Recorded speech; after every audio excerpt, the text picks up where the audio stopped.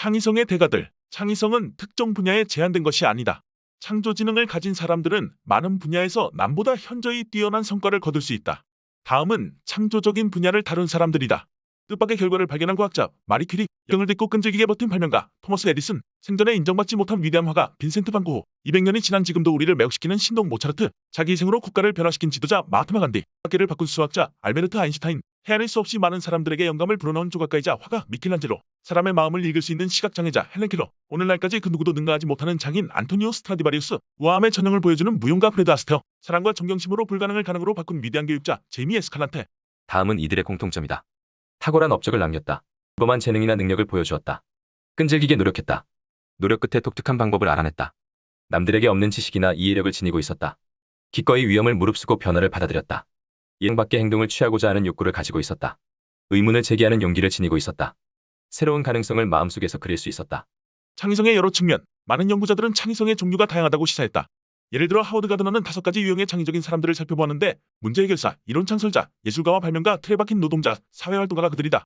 여기서 알 수 있듯이 가드너와 그 밖의 학자들은 창의성의 종류가 다양하다는 입장을 지지한다. 흥미롭게도 가드너의 창의성 분류는 창조지능을 설명하는 유형과 비슷하다. 여러 창의성 이론에 비추어 보면 창의성은 광범위한 주제여야 하고 분명히 어떤 편협한 행동이나 활동의 테두리에 제한되어서는 안 된다.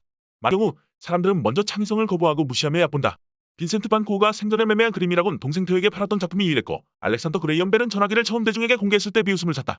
유감스럽게도 세상은 기존의 틀과 다르거나 새롭다고 하여 창의성을 잘 받아들이지 않는다. 창의성은 남들의 인정과 전혀 무관한 문제지만 결국엔 어떤 가치를 발휘하려면 남들의 인정을 방해만 한다. 변화는 힘들고 창의성을 가로막는 핑계는 많다. 가장 먼저 떠오르는 핑계는 비수용적인 환경이다. 변을 두려워하거나 괘씸하게 생각하고 권위에 도전하는 어떤 행위도 참지 못하는 관리자들은 흔히 고장나지 않았다면 고치려 들지 말라는 식의 태도를 취한다. 창의성과 혁신을 목조르는 요소에는 경영진의 무지와 오만도 있고 전통도 들어있다. 데이비드 퍼킨스는 창의적 과정이란 불가해한 것이 아니라고 주장한다. 문제를 단숨에 해결하는 정신적 비약은 엄밀히 말해 많은 논리적 단계를 거친 과정의 일부분에 지나지 않는다는 것이다. 그 생각하는 정신적 비약은 일반적으로 심사숙고한 끝에 순간적으로 해답을 발견하는 것이다. 창의적인 사람들은 흔히 기회를 목격하고 기억을 더듬어 관련된 정보를 찾아내고 면밀한 관찰을 바탕으로 판단한다. 또 하나의 흥미진진한 사실은 문제를 그대로 놔두고 잠시 쉴 때 소중한 통찰력을 얻을 수 있다는 점이다.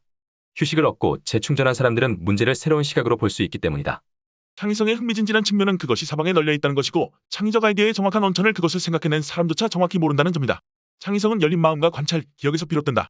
중요한 점은 새로운 아이디어의 가치를 어떻게 깨닫는가 하는 것이다. 대부분의 사람들이 떠올리는 많은 아이디어들은 남들의 인정을 받아야만 진정한 가치를 획득한다. 많은 과학자나 화가, 작가들이 얼마나 비웃음을 사고 무시당했는가. 오직 세월이 지나서 재발견되어야 큰 공헌으로 인정받을 뿐이다.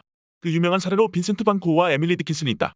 신중한 관찰과 연구는 과학자 못지않게 예술가에게도 중요하다.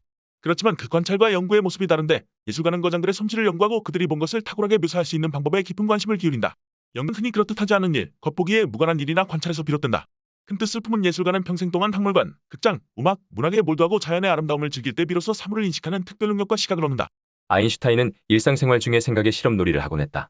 16세였을 때 햇빛을 보고 광속에 대하여 상상하며 이런 속도가 주위의 인식에 어떤 영향을 줄까 궁금해했다. 해답은 약 10년이 지나서야 찾아왔다. 어느 날 아침 깨어났을 때 그의 마음속에서 여러 조각들이 제자리를 잡았고 몇 주 동안 연구한 뒤에 그 이론을 물리학 연보로 보냈다. 그의 기본 가설은 광속은 절대적이고 공간과 시간이 상대적이라는 것이었다.